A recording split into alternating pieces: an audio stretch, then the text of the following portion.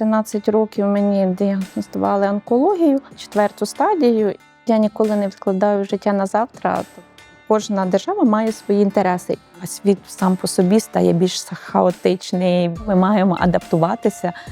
Україна стає постачальником світової безпеки. Моя команда – це моя гордість. Мій рецепт – це делегування і довіра. Життя не ідеальне, потрібно просто рухатися вперед. Це «Між рядками» з Ольгою Дьяковою. Тут зустрічаються люди, які змінюють Україну на краще. Підприємці, митці, лікарі, візіонери. Ми говоримо глибоко, відверто і без сценарію. Не про те, що видно, а про те, що між рядками. Сьогодні у мене в кріслі жінка, з якою я знайома дуже давно. Я скажу глядачу чесно, ми з нею подруги. Не знайомі, не колеги, подруги. Ми разом проходили різні речі, і я довго-довго хотіла посадити її сюди перед камерою. Її звати Світлана Ковальчук, виконавча директорка Yalta European Strategy. Це платформа, за якою Україна говорить зі світом. Давос, Мюнхен, Yes Annual Meeting у Києві.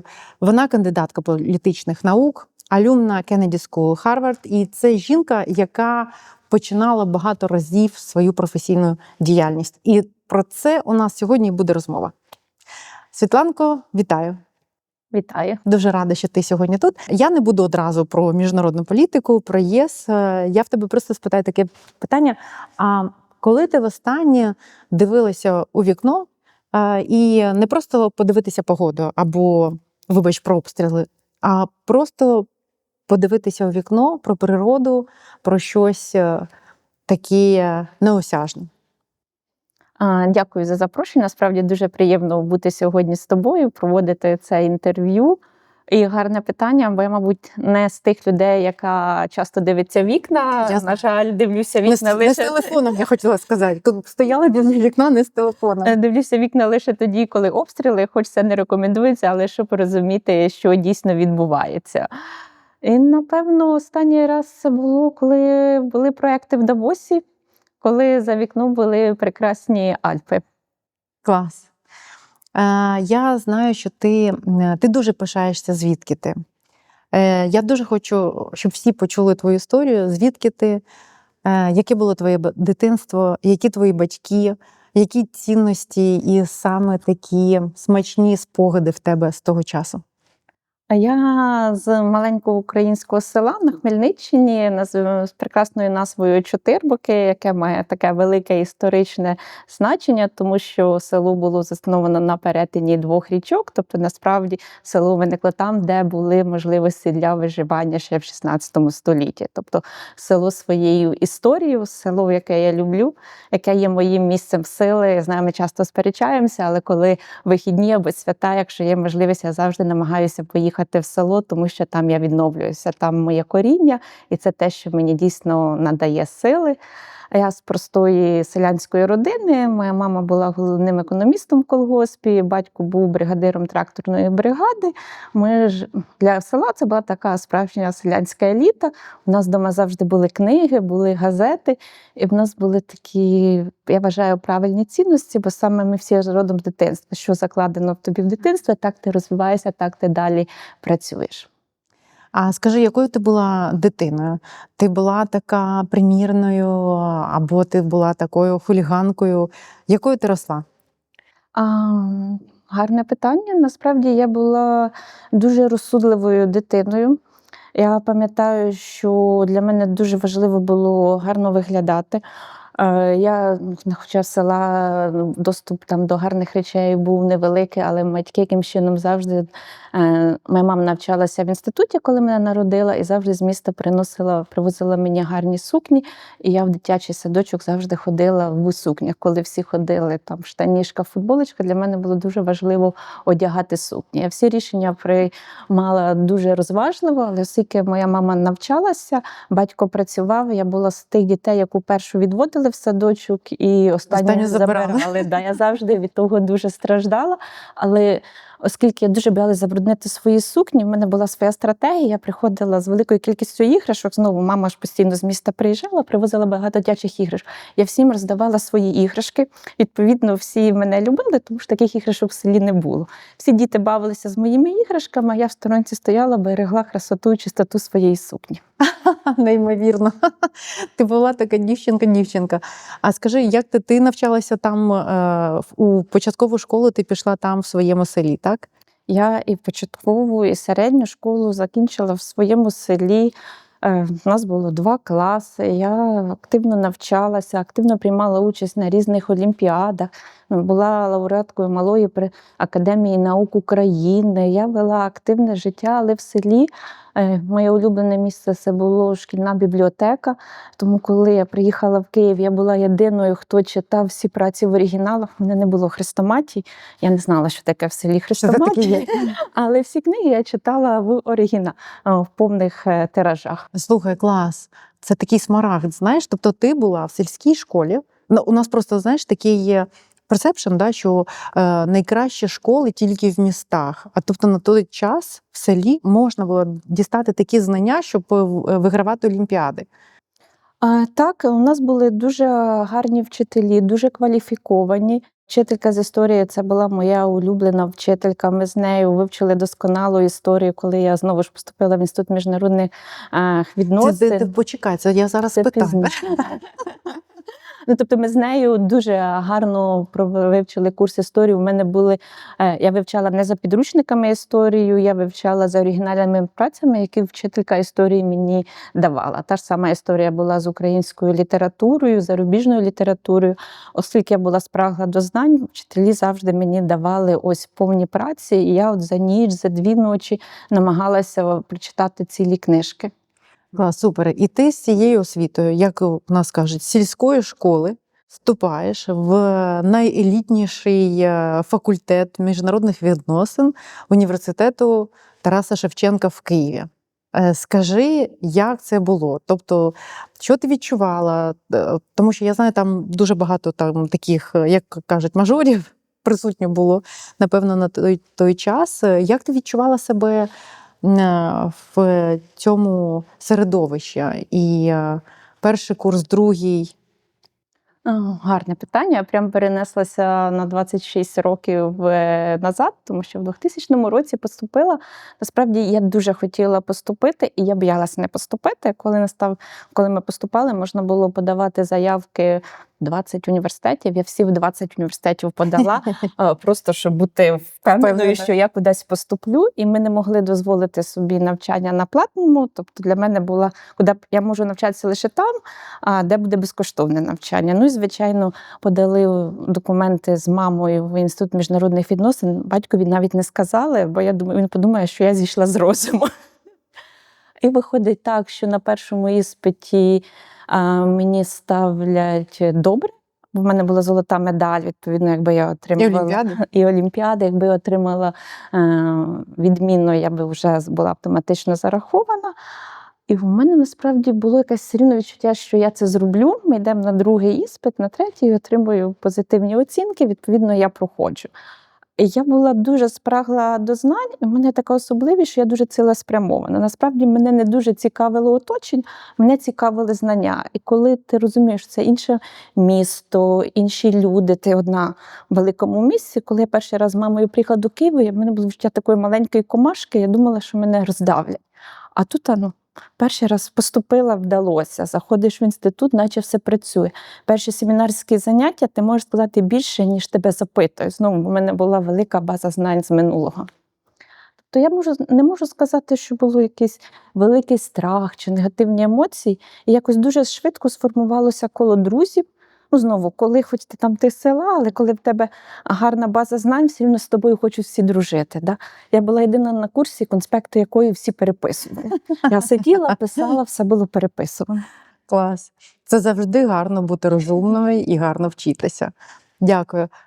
Ти продовжуєш навчання. Не просто покориш, зараз ти розбила, я думаю, персепшн для всіх потенційних абітурієнтів в університет Шевченка в міжнародні відносини, ти отримуєш кандидата наук по військовим альянсам. Як ти туди зайшла, скажи мені? Це 20 скільки років тому? Бо ти ще це не було в тренді, як то кажуть.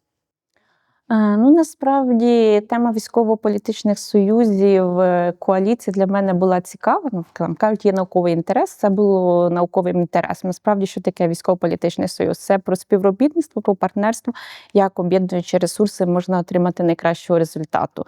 Мені ця тема була цікава, як правильно ти сказала, 20 років ніхто цю тему не досліджував, це була дійсно новизна. Да? Коли ти пишеш кандидатську дисертацію, важливо мати новизну. Це дійсно новизна, про це ніхто не писав. Багато говорили про військово-політичний союз, але про це ніхто не писав. Ну і так я прийшла до цієї теми. Клас. Потім ти починаєш працювати в GIZ, це німецька міжнародна організація. Вона дуже потужна, вона вкладається в розвиток багатьох розвиваючихся країн. Як це відбувалося? Насправді, перша моя робота це був перший національний канал. Навіть таке, да, мені здається, що людина, яка працювала на телебаченні, яка була долучена до прямих ефірів, може все, бо тут ціна помилки дуже високою. Перші 1,5 роки я попрацювала на першому національному відділі міжнародних відносин. Це був також дуже цікавий досвід, ну, тому що це телебачення, особливо це зовсім щодо стресостійкості, да? Да. І я починала взагалі працювати як волонтер на Євробаченні. Тобто, насправді, я там дуже пишаюся, потім, напевно, будемо обговорювати мою роботу, але я дуже пишаюся волонтерами. Тобто, моя перша робота це також була волонтерська, перший національний Євробачення у 2005 році. Потім, так, я починаю працювати в німецькій організації міжнародного співробітництва. Це був доволі цікавий досвід. Насправді, і в школі, і в інституті я вивчала німецьку мову, тому для мене було закономірно почати працювати в німецькій організації. Це було 8 років мого життєвого досвіду. Я займалася різноманітними проектами, але найважливіше, що робота організації спрямована на зміцнення інституційного розвитку України. Тобто, дякуючи цій організації, я отримала досвід працювати з органами державної влади і, що дуже важливо, також працювати з органами міської влади. Тобто я зрозуміла насправді, як функціонує державний апарат на національному рівні і на регіональному рівні. Послухай, знаючи, ми в Impact Force співпрацюємо з GIZ, і я знаю, що це просто дуже складна німецька організація. Окрім того, що ти зрозуміла, як працюють на національному і регіональному рівнях, так само ти змогла вибудувати професійну комунікацію з міжнародною спільнотою. Скажи, які там в тебе були виклики для українки, яка працювала з німецьким менеджментом?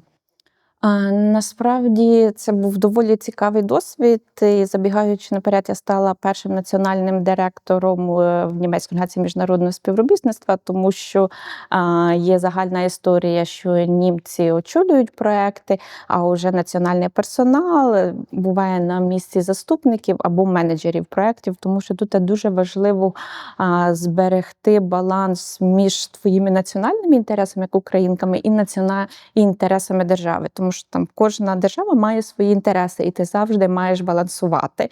І, звичайно, 8 років роботи в міжнародному середовищі тобі дає оцей просто неймовірний досвід. Як працювати, як проводити переговори, як намагатися досягти результату. Я до цього часу пам'ятаю, ми сидимо на одних перемовинах, працює перекладач і німецький керівник розповідає, ось ми вже дали вам soft skills, тепер маємо більше попрацювати над hard skills, а малося на увазі, ми вже з вами провели декілька раундтейблів, тепер нам треба розробити стратегію. Тут мер міста говорить, так коли ви нам комп'ютери поставите? Ось про soft skills and hard skills. Да. І тоді я включаюся і намагаюся виправляти перекладача. Тому тут було дуже важливо розуміти психологію німців і психологію українців.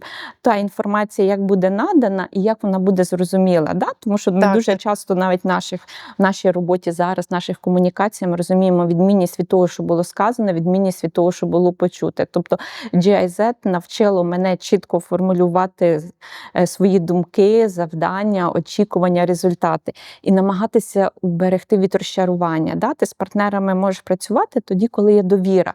Якщо один раз ти поламаєш довіру, ти вже не будеш ефективно працювати. Ну і насправді, коли ти працюєш на боці Так. іноземної організації, ще 20 років назад у нас не було такої глибокої довіри. Ну там, умовно, ти Звичайно. приїжджаєш в місто невеличке, і тобі треба навчитися з ними працювати. В тебе є завдання від німецької сторони, да, є прописаний проектний план. І в їхньому уявленні все має бути за планом. А ми не працюємо за планом. Да? Наша вся робота – це спринти маленькі. У нас немає марафонів, у нас маленькі спринти. Виклики у нас завжди різні. Да, потрібно було завжди адаптуватися і правильно насправді передавати інформацію від з однієї сторони до іншої. То, по суті, GIZ була таким місточком, який передавав інформацію з однієї сторони в іншій стороні. Ти знаєш, тепер я розумію, звідки в тебе така фундаментальна, витончена дипломатична інтуїція. Я знаю, що ти в своєму житті, ми трошки пройдемо зараз з професійного, я знаю, що ти в своєму житті перенесла дуже важку онкологію. Ти про це не любиш казати, але я рахую, що я би хотіла в тебе дізнатися, по-перше, що це тобі дало щодо відношення до життя, звідки ти брала сили і хто був з тобою поруч?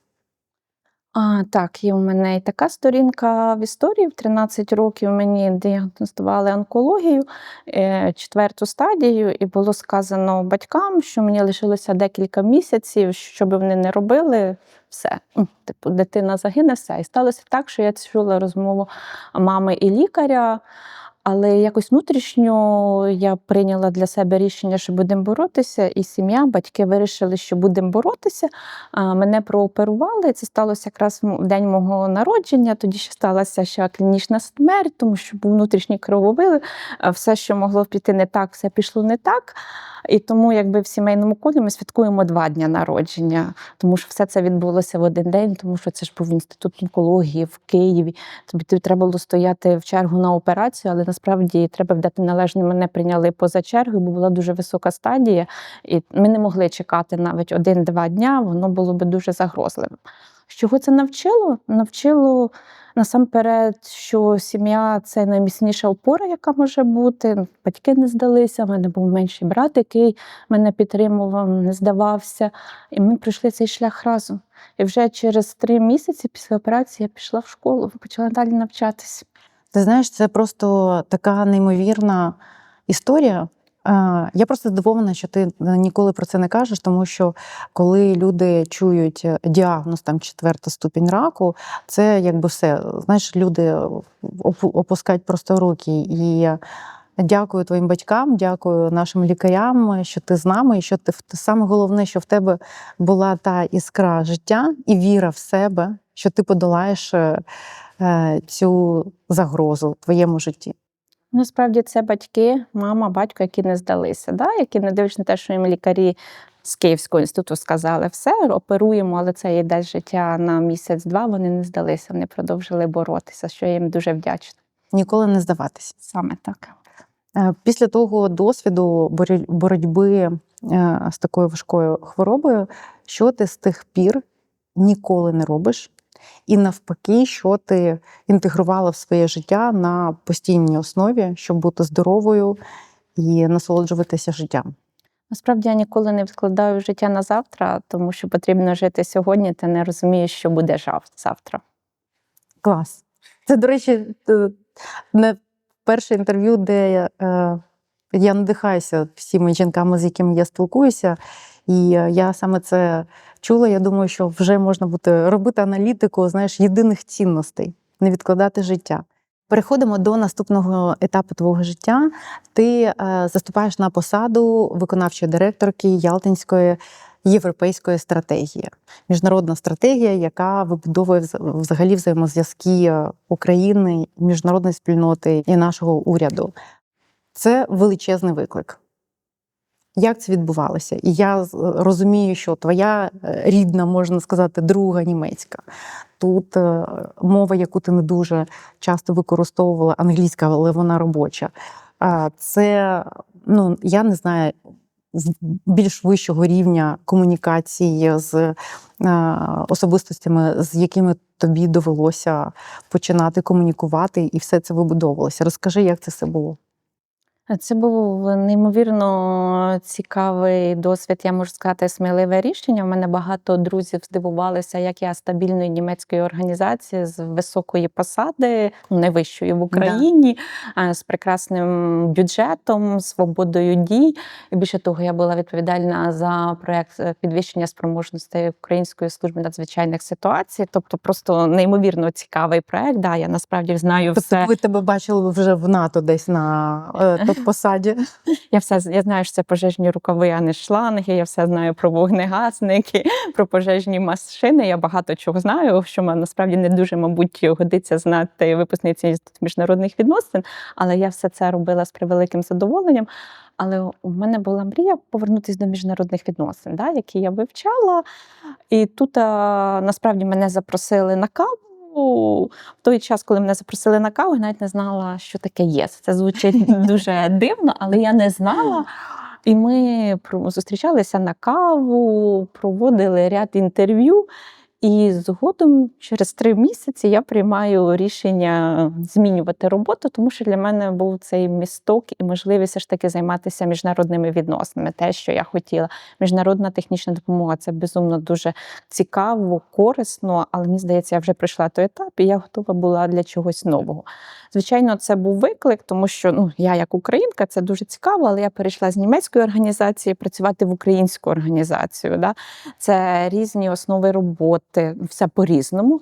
І, звичайно, інші виклики, тому що робота дуже високого рівня, висока відповідальність, там постійно ти маєш працювати з першими особами. Чесно скажу, це не було легко. Пам'ятаю, як мене представляли президенту Квасневського, я, звичайно, завчила, як мене представити, я приходжу на зустріч з ним, я не можу говорити, просто голос зникає. Зараз, насправді, ми вже дуже близькі друзі з паном Квасневським, ми обмінюємося повідомленням, ми спілкуємося на регулярній основі, але тоді для мене це був шок. Президент Квасневський. Прийшлося дуже швидко адаптуватися. Була у мене насправді гарна команда, мене підтримала, хоча я знову, так як в Інституті міжнародних відносин, я була людина не системи, я прийшла зі сторони. Да? Нова людина, яка приходить зі сторони ще зі своїми правилами. Угу.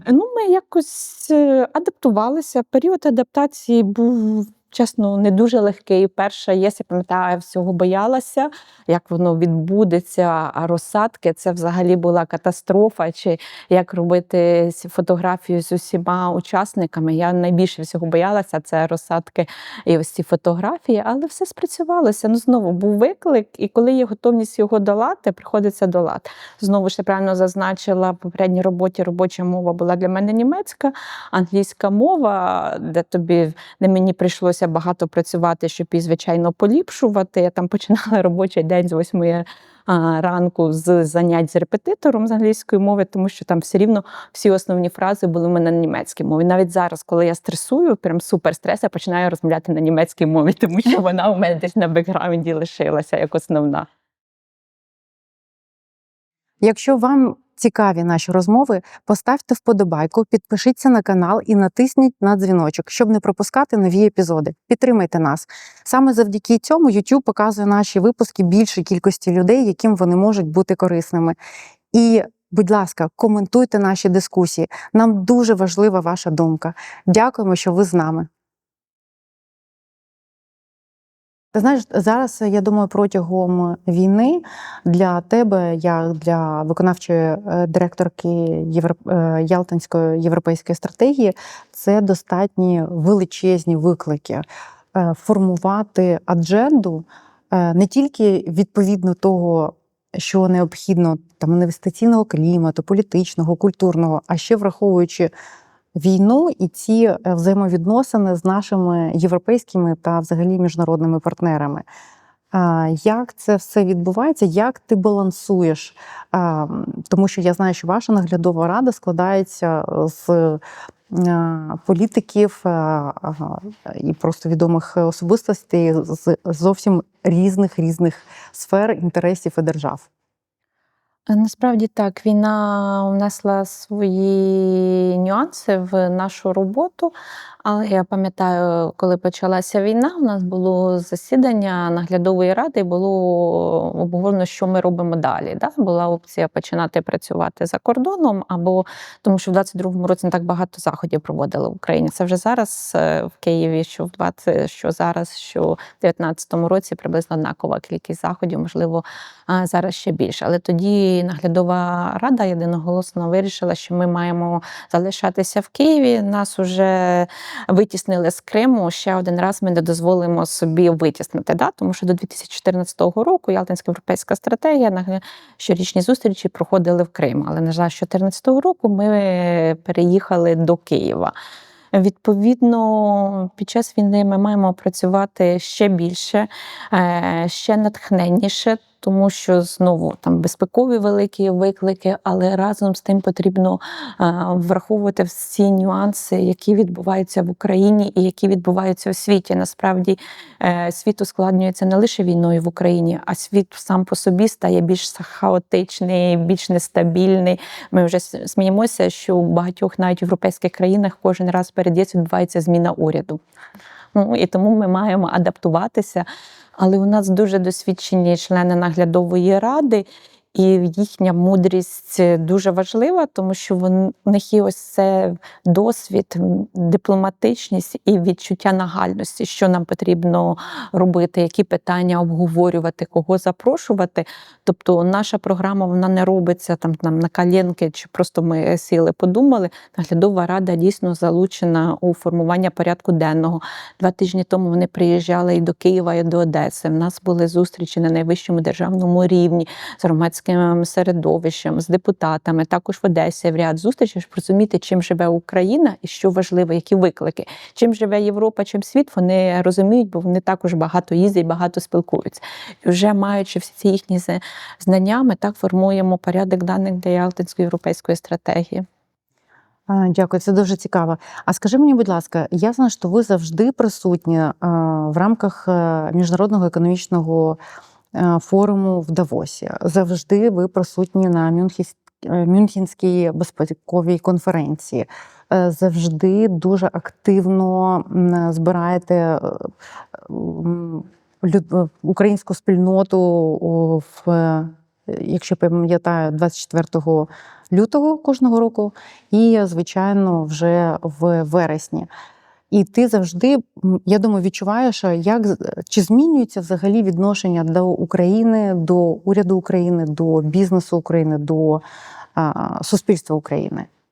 Які ці зміни?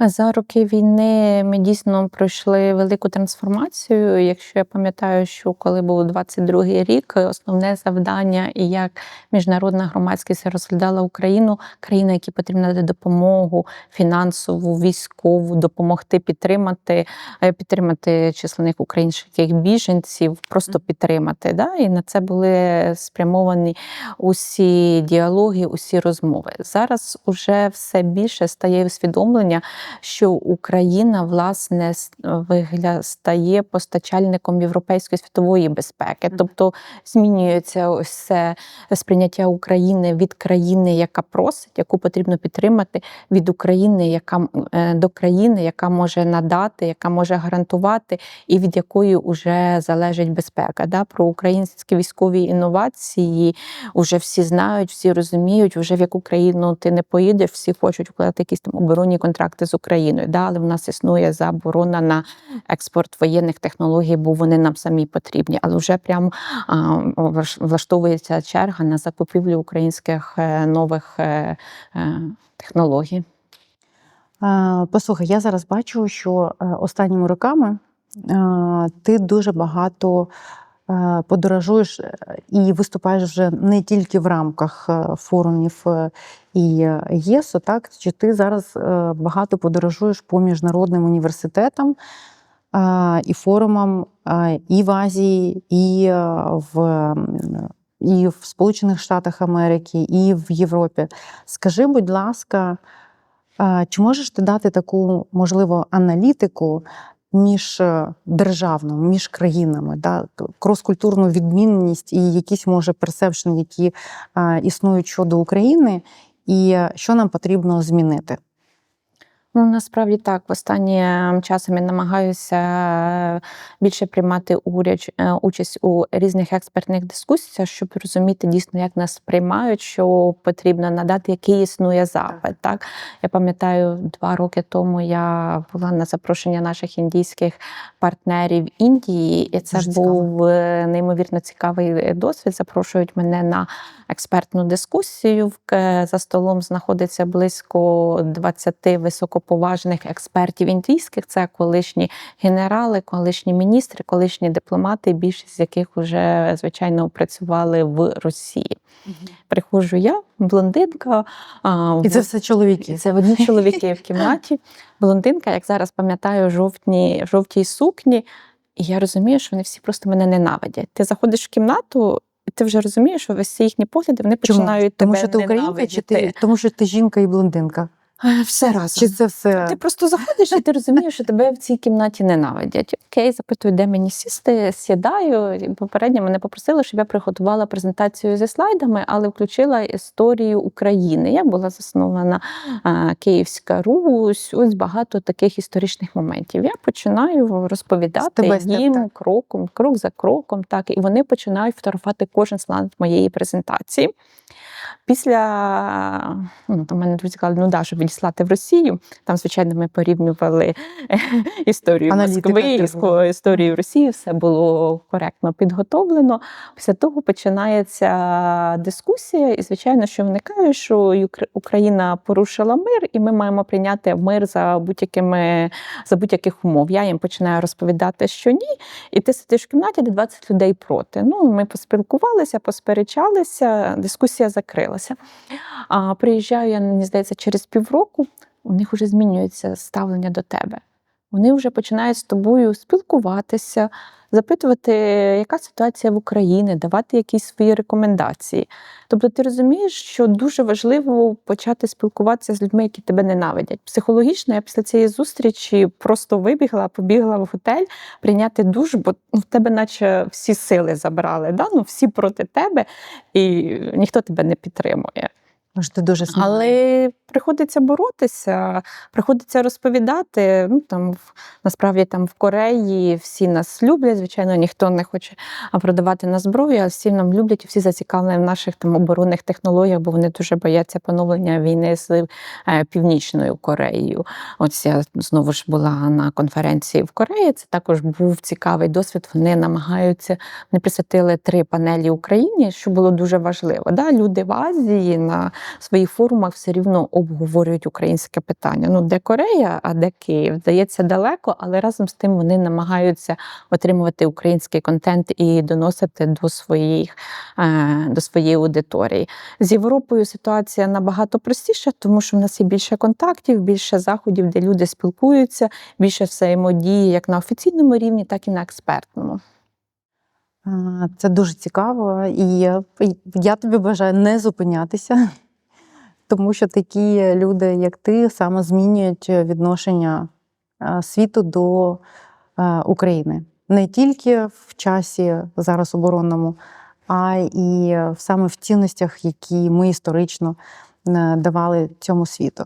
Я хочу тебе повернути трошки до родини, до твоїх відносин. Я знаю, що ти дуже опікуєшся своїми племінниками, і я знаю, що ти дуже опікуєшся взагалі нашою українською молоддю. Ось розкажи, що ти робиш, яка наша молодь? Я знаю, що ти читаєш в університеті, приймаєш інколи іспити. Це що? Це місія, це таке твоє бачення майбутнього? Насправді молоді люди – це ті, що надихають мене. Да? Коли ти постійно працюєш з якимись складними процесами, має бути те, що надихає. І для мене будь-яка можливість комунікації з молодими людьми – це дуже цікаво, і це взаємообмін. Я ділюся знаннями, які у мене є, досвідом, який у мене є, і, звичайно, отримую інформацію від них. Тому що вони по-іншому бачать світ. Вони яскраві, вони швидкі, вони вже дійсно інша генерація. Пам'ятаю, коли я проходила програму Harvard Kennedy School, нас навчили, якщо ти не знаєш відповіді на запитання, запитай дітей. Як ти правильно сказала, у мене дуже близькі відносини з моїми племінниками, і я доволі часто з ними обговорюю якісь політичні історії, і мені завжди цікава їхня реакція. У них завжди є своя позиція, своє бачення цих чи інших обставин.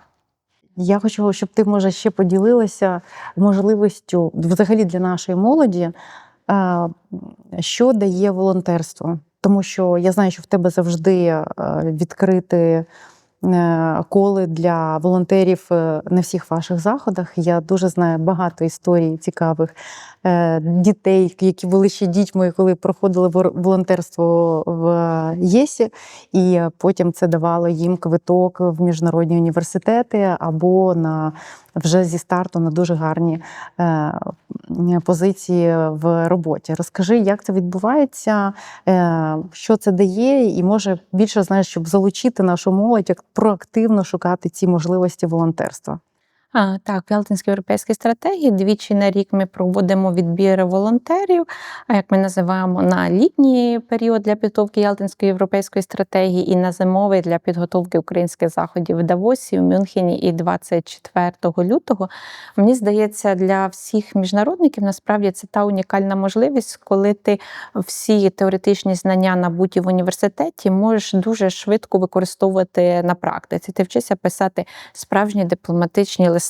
І насправді ChatGPT тобі не допоможе це зробити. Ти повинен відчувати країну, ти повинен відчувати спікера, ти повинен відчувати уже енну кількість проблем, які може той чи інший нюанс у твоєму листі викликати. Команда все це перевіряє, і насправді за ось ці 3 місяці практики кожен інтерн отримує дуже багато справжнього досвіду. Потім вони, знаю, вивчають усіх лідерів думок в країнах світу. Насправді, тому що ми з них працюємо, ми їх запрошуємо. І, звичайно, в них унікальна можливість під час наших заходів кожен інтерн відповідальний за наших спікерів чи дуже шановних учасників. Тобто вони можуть спілкуватися з цими людьми, обмінюватися думками, отримувати щось для себе. Тому мені в цілому здається, коли ти навчаєшся в університеті, дуже важливо ходити на практику, тому що це можливість отримати практичний досвід. І коли ти маєш гарну теоретичну базу і практичний досвід, це тобі дає найкращий квиток в житті.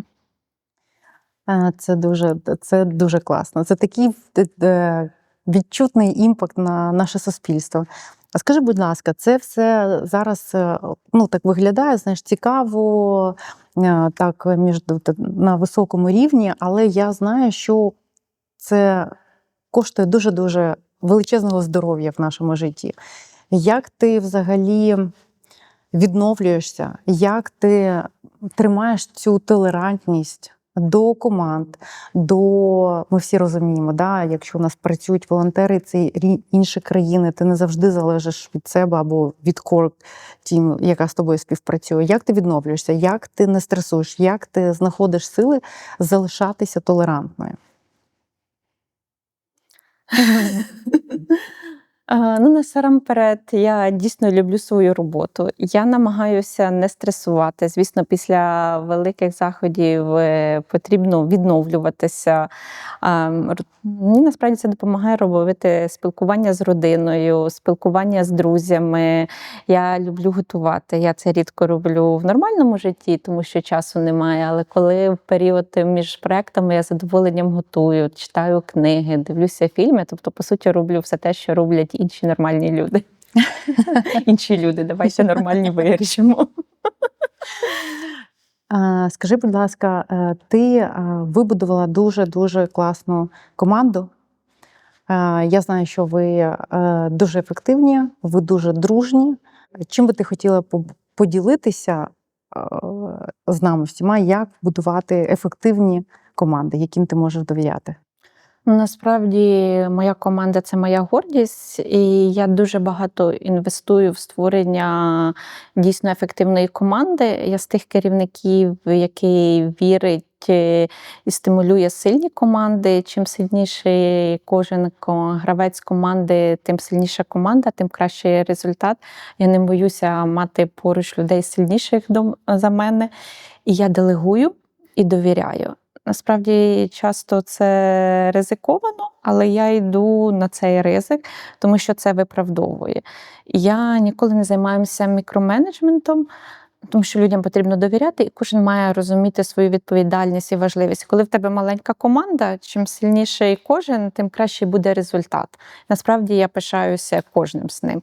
І мені здається, що мій рецепт – це делегування і довіра.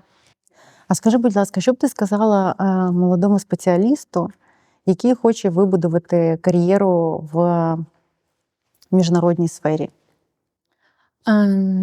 Насправді я б сказала молодому спеціалісту, що потрібно бути сміливим, ніколи не зупинятися, йти вперед і ніколи не вірити, що хтось говорить, що ти неважливий, чи твоє бачення неважливе.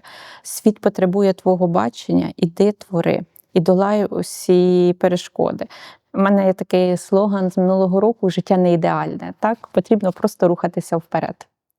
Клас, дуже тобі дякую. Давай, в нашому блозі є постійна рубрика. Це 3 речі, які змінили твоє життя. Перша людина. Насправді, то я буду говорити знову про сім'ю, тому що я зрозуміла, що сім'я – це найважливіше, їхня підтримка, їхня віра в тебе і, звичайно, друзі. Друзі – це все, що у нас є. Це правда. Місто. Це моє село, яке я люблю, з задоволенням відвідую, яке є моїм місцем сили. Клас. І книга.